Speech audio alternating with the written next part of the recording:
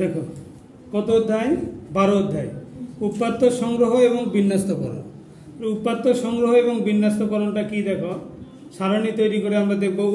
এখানে কি দেওয়া আছে দেখো, চলো আমাদের সামনে দিয়ে কতগুলো যানবাহন অতিক্রম করছে তা গণনা করার উপায় চিন্তা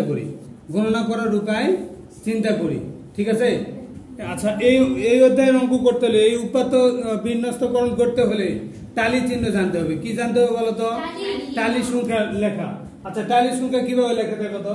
এই যে এটাকে বলা হয় 1, কত বলে 1, আর এটা 2, 3 কিভাবে 1 2 3 4, 1 2 3 4।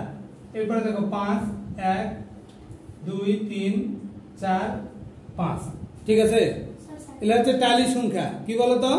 টালি সংখ্যা। এরপরে দেখো 6 কিভাবে 1 2 3 4 5 6। 7 কিভাবে 1 2 3 4 5 6 7। 8 1 2 3 4 5 6 7 8। এরপরে 9 1 2 3 4 5 6 7 8 9।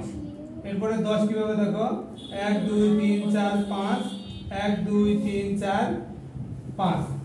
বুঝতে পেরেছো? এটাকে টালি সংখ্যা বলে। ঠিক আছে, চারটা আছে 1 2 3 4, পাঁচেরটা 1 2 3 4 আর এদিকে একটা 5। এটা হলো 5 লিখতে হয়। ঠিক আছে, এভাবে।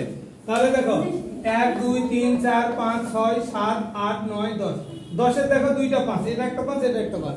5 আর 5 কত 10। এভাবে যখন আমরা 11 লিখবো তখন 11 এইভাবে লিখবো, দুটো 5 জোড়া দেওয়ার পরে একটা 1 লিখবো। ঠিক আছে, বুঝতে পারতেছো? তাহলে এখন দেখো তোমরা এবার বইয়ে তাকাও, তোমাদের 138 পৃষ্ঠা তাকাও।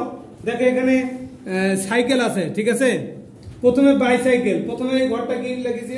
বাইসাইকেল। এটা হচ্ছে যানবাহনের নাম আর এটা হচ্ছে টালি চিহ্ন। তাহলে বাইসাইকেল কয়টি আছে গুণ? বাইসাইকেল কয়টি আছে? 1 2 3, তিনটি আছে। ঠিক আছে, তাহলে আমরা টালি চিহ্ন কয়টি দিব এখানে? 1 2 3। ঠিক আছে, এরপরে দেখো এরপরে কি লেখা আছে? কার কয়টি আছে দেখো তো। 1 2 3 4 5 কয়টি আছে?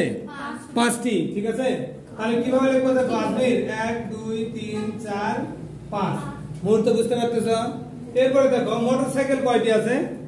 1 2 3 4 5 6 নাকি? মোটরসাইকেল কয়টি? 6টি। তাহলে 1 2 3 4 5 6। এরপরে বাস কয়টি আছে দেখো তো। 3টি। বাস আছে 1 2 3 কয়টি আছে? 3টি। তাহলে এখানে লিখবো 1 2 3। এরপরে সিএনজি কয়টি আছে? 1টি। তাহলে 100। ঠিক আছে, বুঝতে পারছো এবার? আচ্ছা দেখো তো, তাহলে এটাকে টালি চিহ্ন বলি। টালি চিহ্ন এভাবে তোমরা 1 থেকে শুরু করে আমি 10 পর্যন্ত লিখে দিলাম। তোমাদের ইচ্ছা মতো তোমরা 20 পর্যন্ত লিখতে পারো, তারও বেশি লিখতে পারো। লিখতে পারবে না? তাহলে আমি যদি 20 লিখতে চাই কিভাবে লিখবো বলো তো? হ্যাঁ, 4টা 5-এর দল হবে। ঠিক আছে, এরকম 5 5 করে কয়টি হবে? 4টি হবে। আর যদি আমি 19 লিখতে চাই তাহলে কি করব? একটি আর 4টা দিতে হবে। 3টি 5-এর দল দেওয়ার পরে 4টি। ধন্যবাদ। এরপরে দেখো নেক্সট, এটা কি লেখা আছে দেখো তো। যানবাহনের সংখ্যা, যানবাহনের নাম এবং সংখ্যা। এবার কি সংখ্যা? আমরা এখানেও যদি সংখ্যা দিই তাও হবে, কিন্তু দেখো এই যে মিশে দিলাম সংখ্যা। অর্থাৎ তাহলে প্রথম দেখো বাইসাইকেল কয়টি ছিল? বাইসাইকেল 3টি নাকি? 3 দিলাম। কার কয়টি ছিল? 1 2 3 4 5 নাকি? তাহলে 1 2 5 লিখবো। এরপরে দেখো মোটরসাইকেল কয়টি? 6টি। তাহলে 6 লিখবো। এরপরে বাস কয়টি? 3টি। 3 লিখবো। এরপরে সিএনজি কয়টি? 1টি। এটি হচ্ছে সংখ্যা। বুঝা গেল?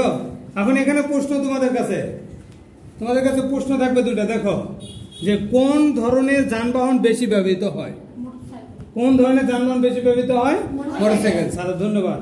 এরপরে তুমি বলো, কর্ণ বলো তো, কোন ধরনের যানবাহন কম ব্যবহৃত হয়? সিএনজি কম ব্যবহৃত, কারণ সিএনজি কয়টি? 1টি। ঠিক আছে, বুঝতে পেরেছো সবাই? আচ্ছা।